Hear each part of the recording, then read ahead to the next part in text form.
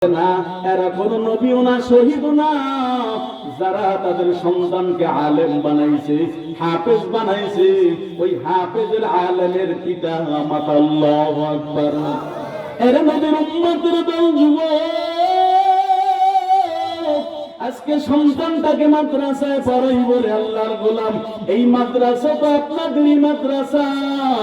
এরে ভাই, বাবা, এই মাদ্রাসা আপনাদের মাদ্রাসা, আপনাদের সকলের মাদ্রাসা। আমরা যারা দায়িত্ব আছে, আমরা খাদেম হিসাবে মাদ্রাসা আপনাদের কাছে রেখে গেলাম। আপনারা দেখবেন। আর মাদ্রাসা করার উদ্দেশ্য হলো বাবা, এখান থেকে দুনিয়ার কিছু হাসিলের উদ্দেশ্য না। এই জায়গায় হাফেজ হবে, আলেম হবে। আপনি আমি একদিন থাকবো না, কিয়ামতের মুসিবতের দিন এই হাফেজওয়ালা সন্তান, এই আলেম সন্তান আপনার আমার পাশে দাঁড়াইবে। এর আল্লাহর বান্দা, মাদ্রাসা যত জায়গায় মাদ্রাসা হয়েছে, মাদ্রাসা হওয়ার কারণে ঘর ঘর আলেম হইছে, হাফেজ হইছে। কতক্ষণ ঠিক কিনা? আল্লাহর বান্দা, কিয়ামতের মুসিবতের দিন এই সন্তানগুলো দাঁড়াইবে, দাঁড়ায় বলবে, আল্লাহ, এই আমার বাবা, এই আমার মা, এই আমার ভাই। আল্লাহ বলবে, হাফেজ কোরআন, তোমাকে যে আমি ৬,৬৬৬ তলার একটা প্রাসাদ নির্মাণ করে দিছি, যাও যাও ওই জায়গায় তোমার যাদের পছন্দ হয় তাদের কিনে ওই জায়গায় থাকতে থাকো। জোরে বলুন সুবহানাল্লাহ। নবীর উম্মতের দল, আপনাদের সন্তানদেরকে মাদ্রাসায় ভর্তি করবেন। এই জায়গা আলহামদুলিল্লাহ আপনারা শুনে খুশি হবেন। আমাদের হাফেজ সাহেব আলহামদুলিল্লাহ নানুপুর থেকে ফারেক, হাজার হাজার হাজার হাজার ছাত্র নানুপুর মাদ্রাসায়। এর আল্লাহর বান্দা ওখান থেকে ফারেক, আলহামদুলিল্লাহ। উনি ওখান থেকে দাওরাও করেছে, আলহামদুলিল্লাহ। খুব ভালো একজন হাফেজ সাহেব আমরা পাইছি, আলহামদুলিল্লাহ। কওমি মাদ্রাসা সুনামের সাথে চলতেছে। এই যে নুরানির বাচ্চাদেরকে দেখলেন, ছোট্ট ছোট্ট বাচ্চা, একেবারে ছোট। আমার মনে হয় অনেক আলেমরাও পর্যন্ত জানাজায় ভুল করে ফেলায়। আপনারা আজকে দেখছেন ছোট্ট বাচ্চা ও শিশু জামাতে এই বছর প্রথম জামাতে উঠছে, আলহামদুলিল্লাহ। জানাজা নামাজ পড়ে আপনাদেরকে দেখাইছে, মনে কি শান্তি লাগে না? আরে আল্লাহর বান্দা, নবীর উম্মত, ওই যে আল্লাহর ৯৯ নাম আমরা তো অনেকেই মুখস্থ পারি না, কিন্তু আল্লাহর ৯৯ নাম এই ছোট্ট ছোট্ট দুইটা মেয়ে দেখাইলো, ছোট্ট ছোট্ট বাচ্চারা। আলহামদুলিল্লাহ, আপনাদের খাস দোয়া, আলহামদুলিল্লাহ। নুরানি বিভাগ আলহামদুলিল্লাহ, কিরাতুল কুরআন বিভাগ ভালো চলতেছে। আপনাদের ছেলে সন্তানগুলো মাদ্রাসায় দিবেন। এবার যান, এই দেশে যখন মাদ্রাসায় ২০০ বছর পর্যন্ত শাসন করতে ব্রিটিশরা, এমন কোন ক্ষমতা নাই যে তারা স্থায়িত্ব করে নাই। শেষ পর্যন্ত তারা সংবাদ কালেকশন করে দেখলো, এই দেশে কিছু আলেম আছে, কিছু হাফেজে কোরআন আছে, যাদেরকে যদি বিদায় করে না হয় তাহলে এই দেশে তাদের শাসন কায়েম হবে না। তারা শেষ পর্যন্ত সংবাদ কালেকশন করে দেখলো, হাফেজে কোরআনদেরকে দুনিয়া থেকে বিদায় করে দিতে হবে, আল্লাহর কোরআনকে দুনিয়া থেকে বিদায় করতে হবে, ডাস্টবিনের মধ্যে ফেলাইতে হবে। জোরে বলেন নাউযুবিল্লাহ। যখন তারা সিদ্ধান্ত নিল, আলেম ওলামা শেষ করে ফেলছে, হাফেজে কোরআন শেষ করে ফেলছে, ভারতের চাটনিক স্তর থেকে খায়বার পর্যন্ত এমন কোন গাছ বাকি ছিল না যেই গাছে ওলামায়ে কেরামের হাফেজে কোরআনদের লাশ ঝুলানো হয় নাই। তখন বানিয়ে দেওবন্দ, এই পৃথিবীর মধ্যে শ্রেষ্ঠ মাদ্রাসা, যেই মাদ্রাসার শিক্ষা আমার নবী নিজে হাতে দিয়ে গেছে। আমার নবী বানিয়ে দেওবন্দ কাসেম নানুতুবি রাহমাতুল্লাহি আলাইহি স্বপ্নে দেখায় কাসেম নানুতুবি, এখন আর বসে থাকলে কাজ হইবে না। এরে কাসেম নানুতুবি, আলেম বিদায় হয়ে গেছে, হাফেজে কোরআন বিদায় হয়ে গেছে,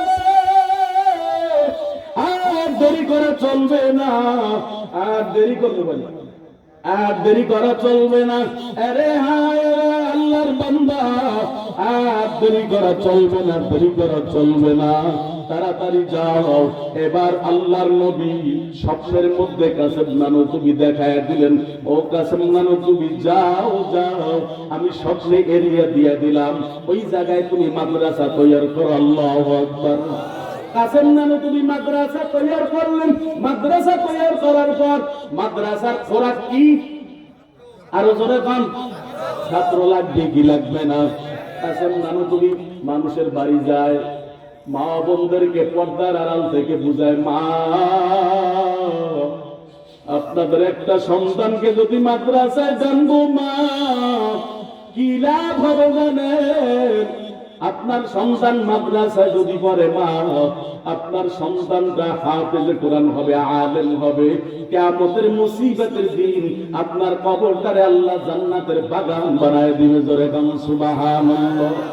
কাসেম নানুতুবি বলার পর মাদ্রাসার ছাত্র হয়ে গেল, মাদ্রাসায় ছাত্র আনছে। এখন ছাত্রদের খানা খাওয়ানো লাগবে কি লাগবে না? বড় গরিব মানুষ, টাকা নাই, পয়সা নাই, এত বড় একজন আলেম মুহাদ্দিস মুফাসসির, কি খাওয়াইবে ছাত্রদের? খাওয়ানোর কিছু নাই। কাসেম নানুতুবি সিদ্ধান্ত নিল, বুড়া মানুষ বাজারে যাই একটা টুকরি কিনছে, টুকরি কিনিয়া এরপর মানুষের কাছে বলে আমি একজন কুলি আছি। বাজারে যায় বলে আমি একজন কুলি আছি, আমার দ্বারা যদি কাজ করাইতে চাও তোমরা আমাকে কুলি হিসাবে ব্যবহার করতে পারো। কাসেম নানুতুবি কুলিগিরি করে মাদ্রাসায় ছাত্রদের খানার ব্যবস্থা করে। মাদ্রাসার মধ্যে কোনো খানা নাই। কাসেম নানুতুবি দেখতেছে সন্তানেরা সকালও খাইতে পারে নাই, দুপুরও খাইতে পারে নাই। ছাত্ররা ছোট্ট ছোট্ট সন্তানেরা মাদ্রাসায় কান্দে। কাসেম নানুতুবি বাজারে চলিয়া গেছে, যাইয়া কোনো কাজ তালাশ করিয়া পায় না।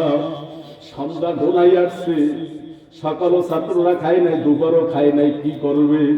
শেষ পর্যন্ত দেখে তরমুজের দিন, মানুষ তরমুজ খাইয়া খাইয়া তরমুজের বাগলা গুলো ড্রেনের উপর ফালায়া রাখছে, রাস্তার পাশে ফালায়া রাখছে। কাসেম নানুতুবিও তরমুজের বাগলা টোকায়া এবার যখন ওই টুকরির মধ্যে বোঝাই করছে, টুকরি নিয়ে বাড়ি গেছে, বিবিরে ডাক দিয়া গাই, বিবি আজকে কোনো কাজ তালাশ করিয়া পাই নাই, সন্তানেরা কি খাইবে, মাদ্রাসার ছাত্ররা কি খাইবে রে বিবি, কোন কাজ তালাশ করে পাই না, ওরা ছোট্ট ছোট্ট সন্তান। আজকে এই তরমুজের বাগলা আনছি বিবি, সুন্দর করে ধুইয়া তরমুজের বাগলা গুলো তরকারি তৈয়ার করো, এরপর তরকারি তৈয়ার করিয়া তরকারি রান্না করো বিবি।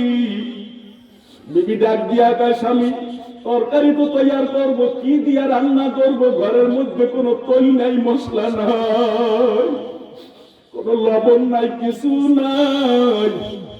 কাসেম নানুতুবি ডাক দিয়া কয়, বিবি তৈল মশলা লাগবে না, লবণ লাগবে না, আমার মাওলার নাম বিসমিল্লাহ বলিয়া সরায়া দাও। বিসমিল্লাহ বলিয়া যখন সরা দিছে, এবার কাসেম নানুতুবি মসজিদে চলিয়ে গেছে। আল্লাহর আদালতে সেজদা দিয়া মালিকের ডাক দেয়, মালিক আল্লাহ তুমি তো জানো ঘরের মধ্যে কিছু নাই, সন্তানেরা 2 বেলা না খাওয়া, তোমার কোরআনের পাখিরা 2 বেলা না খাওয়া, কি খাইবে? তরমুজের বাগলা তো শুধু সেদ্ধ করবে, কিছুই নাই। আল্লাহ তরমুজের বাগলা তুমি জান্নাতের খাবারে পরিণত করে দাও। যখন আল্লাহর কাছে দোয়া করছে, দোয়া করিয়া কাসেম নানুতুবি বাড়ির দিকে আসতেছে, যখন আসতেছে বাড়ির দিকে ঘরের মধ্যে ঢুকছে, ঢোকার পর দেখে এত সুগেরানে বিমোচিত হয়ে গেছে। কাসেম নানুতুবি ডাক দিয়া কয়, বিবি এই সুগেরান কই থেকে আসতেছে? অনেক সুন্দর খানার সুগেরান কই থেকে আসতেছে আমি জানতে চাই। বিবি ডাক দিয়া কয়, স্বামী আমার, আমি তো কিছু জানি না, তবে স্বামী আমি তো বিসমিল্লাহর মশলা দিয়ে চড়াইয়া দিছি, আর আমি কিছু জানি না। আল্লাহু আকবার। এইবার কাসেম নানুতুবি ডাক দিয়া কয়, বিবি একটু পাতিলে ঢাকনা জাগাও।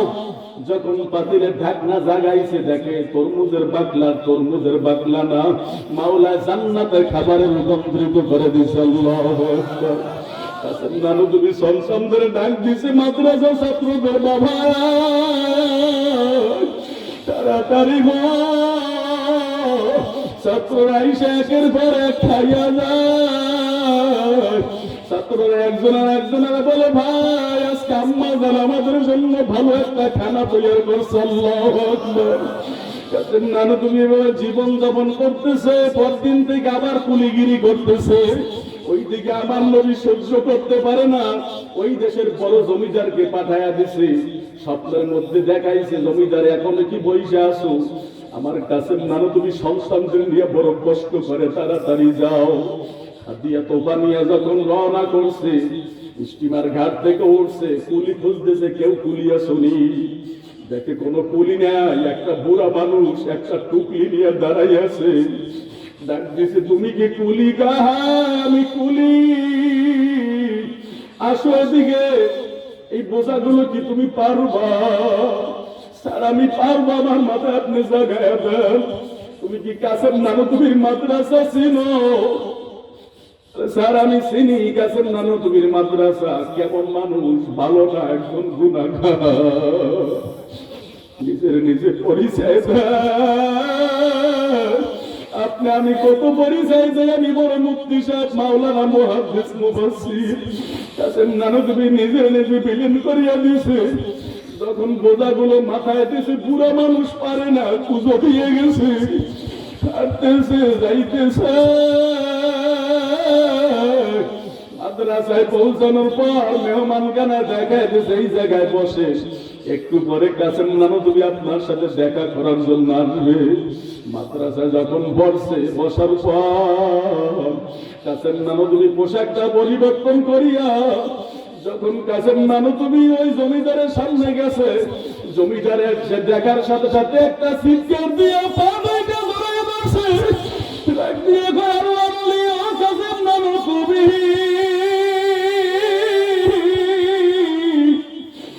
আপনি এত বড় একজন আলেম, আপনি এত কত কষ্ট করতেছেন,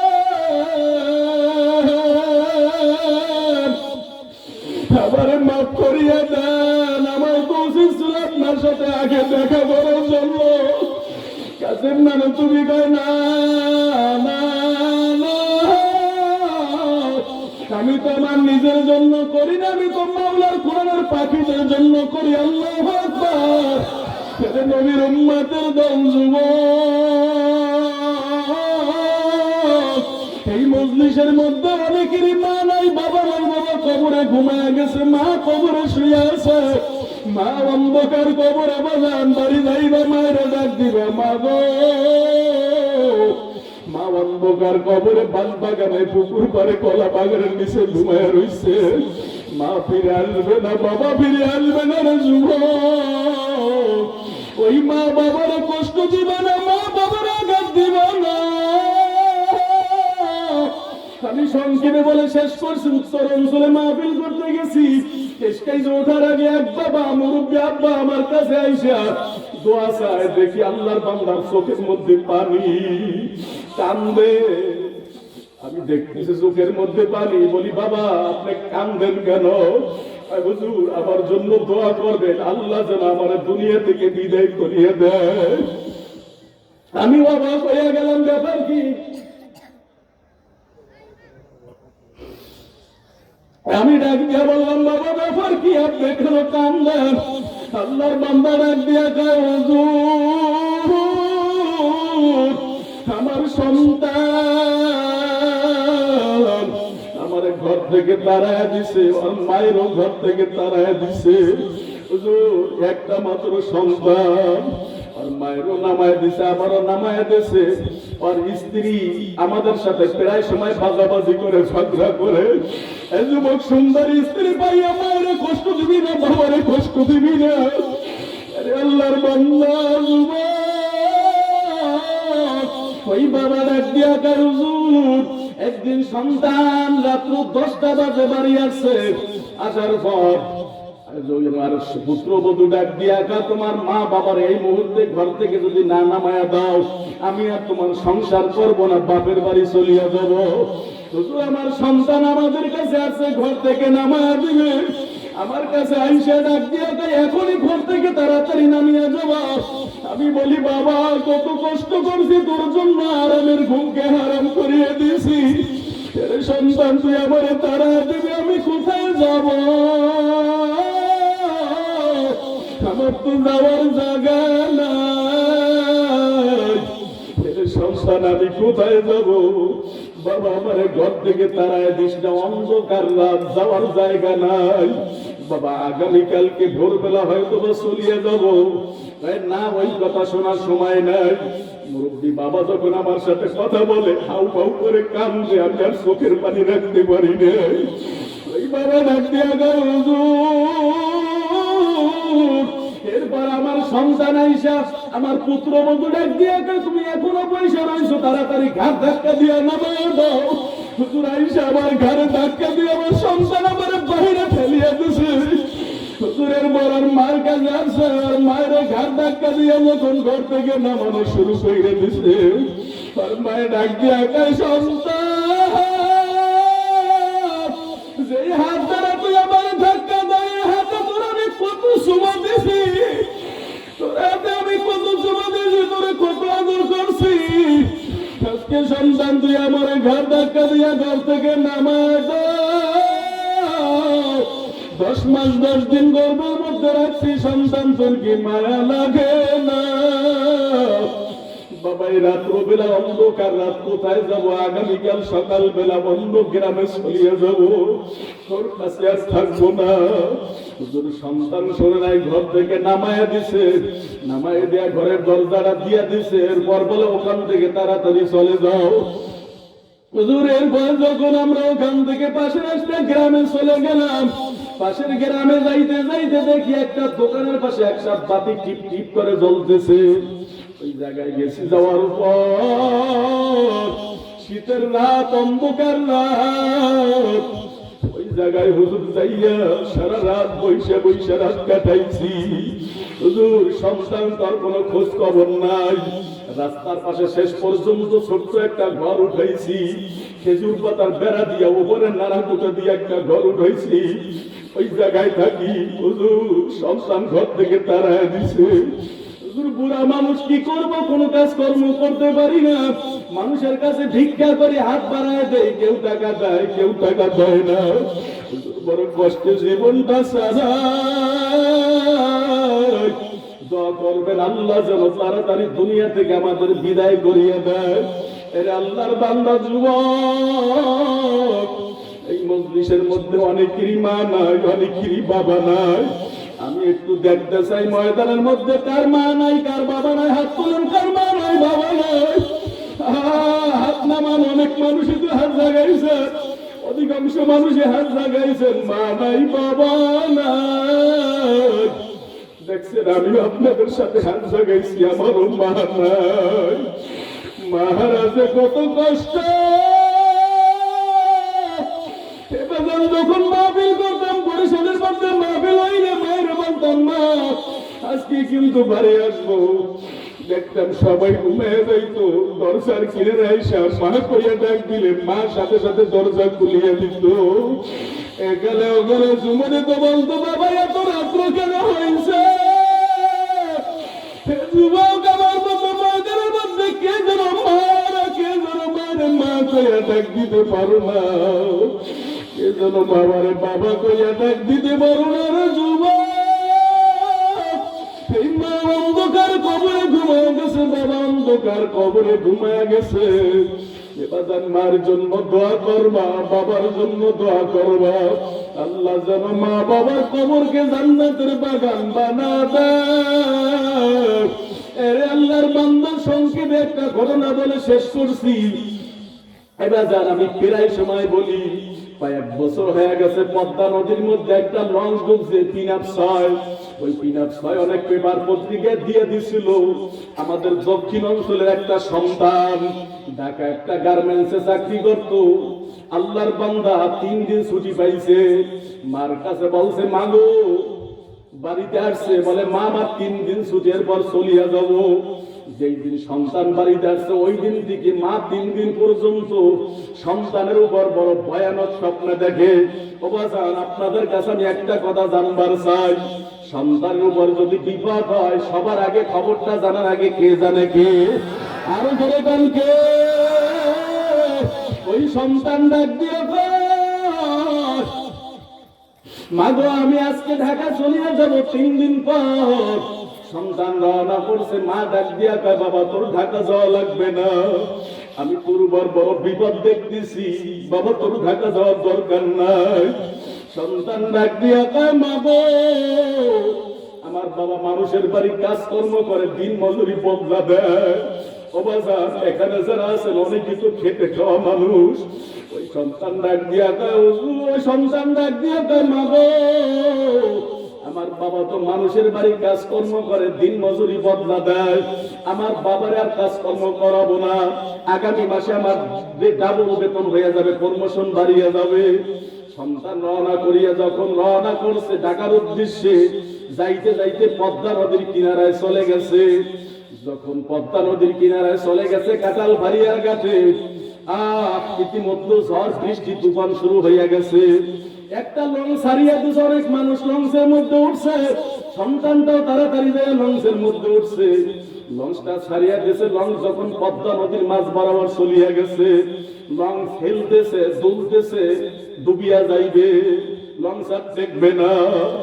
এবার সন্তান ওই মার কথা মনে পড়ছে, মা তো আমার উপর বড় বিপদ দেখছে, তাহলে আমি মনে হয় আর বাঁচবো না, আমার মনে হয় আজকে শেষ দিন। তবে তার আগে মায়ের সাথে বাবার সাথে একটু কথা বলিয়ে নেই। এবার সন্তান প্যান্টের পকেট থেকে মোবাইলটা উঠাইয়া মা বাবার নাম্বারে ফোন দিছে।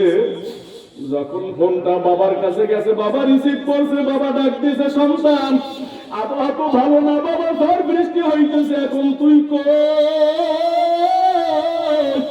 ওই সন্তান কান্দে ডাক দিয়া যায় বাবা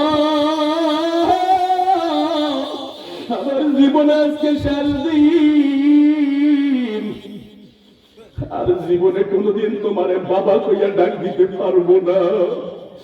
মনের মধ্যে বড় আশা ছিল তোমারে কামাই করিয়া খাওয়াবো, ও বাবা আর জীবনে নসিব বড় খারাপ, তোমার কাছে যাইতে পারবো না।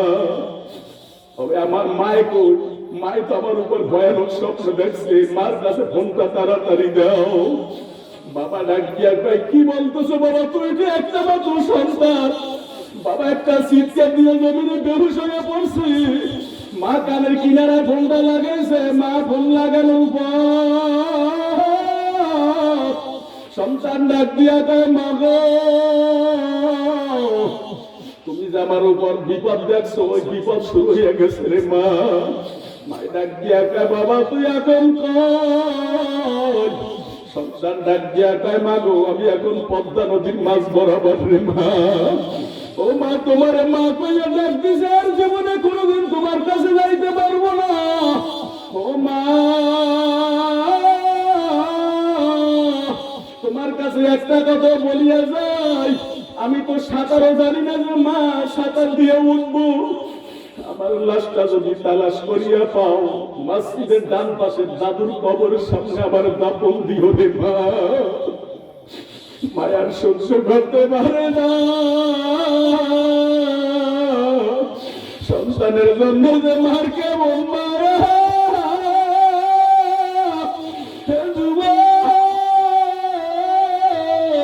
মা পাগল হয়ে গেছে, একটা টিয়া চাষ করিয়া চিৎকার দিয়ে জমিনে পড়ে গেছে। ভাই বেহুশ, বাবা বেহুশ, লঞ্চটা ডুবিয়া গেছে। কিছুক্ষণ পর মা বাবার হুঁশ ফিরছে। মা বারবার সন্তানের নাম্বারে ফোন দেয়, দেখে নাম্বারটা বন্ধ। মার মনে বুঝতে আর বাকি নেই, বাবারে ডাক দিয়া কয়, সন্তানের বাবারে ডাক দিয়া কয় স্বামী তাড়াতাড়ি যাও মানুষের কাছে খবর নাও, পদ্মা নদীর মধ্যে লঞ্চ ডুবছে কি ডুবে নাই। যখন সামনে গেছে শোনে মানুষে বলা বলি করে, এই মাত্র পদ্মা নদীর মধ্যে একটা লঞ্চ ডুবিয়ে গেছে। বাবাই সহ্য করতে পারে, একটা চিৎকার দিয়ে বিবির কাছে যাইয়া ডাক দিয়া কয় বিবি কপালটা পুড়িয়ে গেছে, আমার বাবা আর নাই, তাড়াতাড়ি পদ্মা নদীর কিনারায় যায়, দেখে অনেক মানুষের লাশ, সন্তানের লাশ খুঁজিয়া পায় না। মা বাবা নদীর কিনারায় কিনারায় ঘোরে। একদিন নয়, 2 দিন নয়, 6 দিন পর্যন্ত সন্তান সন্তান বলে কান্দে, কোনো খাওয়া নাই, লওয়া নাই, ঘুম নাই, নিদ্রা নাই। ও যুবক, তুমি মায়েরে বলিয়া যাওয়া, তোমার মায় বলবো না। মা যখন নদীর কিনারায় কিনারায় ঘরে, ওই লাশ বেশে বেশে যখন রাজাপুর থানা গাবখানা একটা ব্রিজ আছে, ওই ব্রিজের নিচে আসছে, 6 দিনের সময় একটা ছেলে মাছ ধরতে নামছে, তাকায় দেখে একটা লাশ। দারোগার কাছে ফোন করছে, দারোগা পুলিশদের কিনিয়া লাশ উদ্ধার করছে, এখন কোনো সন্ধান পায় না, কি করবে? শেষ পর্যন্ত দারোগা দেখে ছেলের পকেটের মধ্যে একটা মোবাইল, প্যান্টের পকেটে একটা মোবাইল, মোবাইল দিয়ে খুলছে, খোলার পর দেখে একটা গ্রামীণ সিম। গ্রামীণ সিমটা থানার দারোগার মোবাইলের মধ্যে নিয়ে লাগাইছে। লাগানোর পর লেখা থাকে উপরে বাংলায় লেখা, মা বাবা একটা নাম্বার। মা বাবা বাংলায় সেট করে একটা নাম্বার। দারোগা সাহেব ওই সন্তানের সিম দিয়ে ফোন দিছে।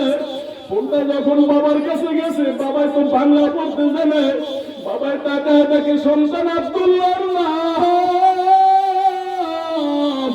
বাবা আর সহ্য করতে পারে না, বিবিরে ডাক দিয়া কয়, বিবি আমার বাবা মরে নাই, তাড়াতাড়ি ওঠো। মাই লাভ দিয়েছে, কয় স্বামী তাড়াতাড়ি দাও, আমার বাবার একটু আমার সাথে কথা বলতে দাও। ইতিমধ্যে সন্তানের বাবা ডাক দিছে, ও বাবা আব্দুল্লাহ, তুই কই আছো রে বাবা?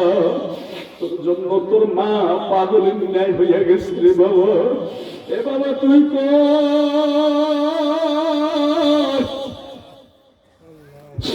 বাবা তুই কই?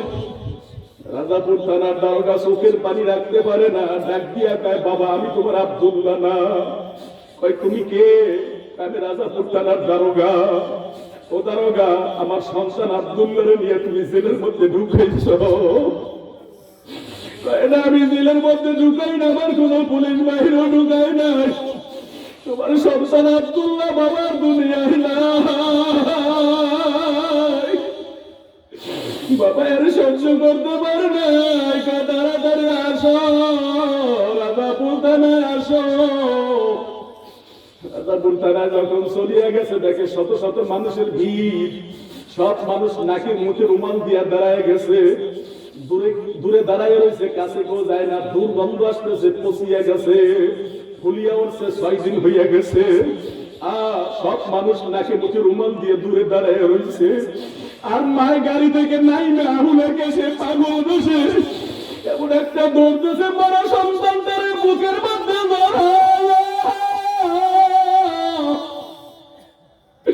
সবাই দুর্গন্ধ পায়, মায় কোনো দুর্গন্ধ পায় না।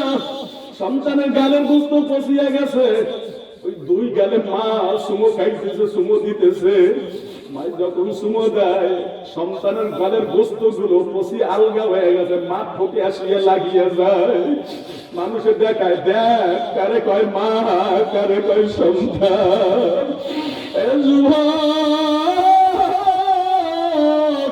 আমি জানি না মাঝের মধ্যে কারা মায়ের কষ্ট দিছ, কারা মায়ের আঘাত দিছ। আজকে থেকে মায়ের ঘরে পার ধরিয়া যুবক ভাবছাবি, মায়েরে ভালোবাসবি, মায়ের কষ্ট দিবি না, বাবারে কষ্ট দিবি না।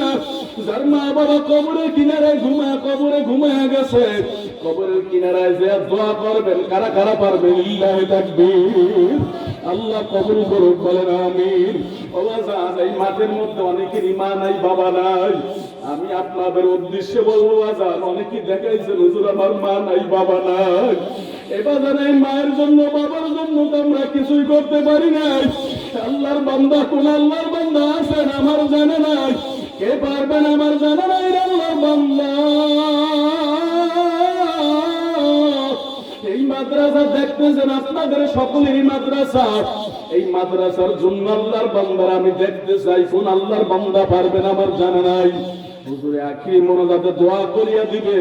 আল্লাহর বান্দারা আপনারা দেখছেন, মাদ্রাসার কাজ চলে, সব পিলার দ্বারা করছে। আলহামদুলিল্লাহ, অল্প সময়ের মধ্যে আলহামদুলিল্লাহ মাদ্রাসা আপনাদের সকলের দোয়া ইনশাআল্লাহ ভবনের কাজ চলতেছে, ভবন শুরু হইয়া গেছে। আপনাদের দোয়া অল্প সময়ের মধ্যে ছাদ হইয়া যাইবে। আল্লাহর বান্দারা আমি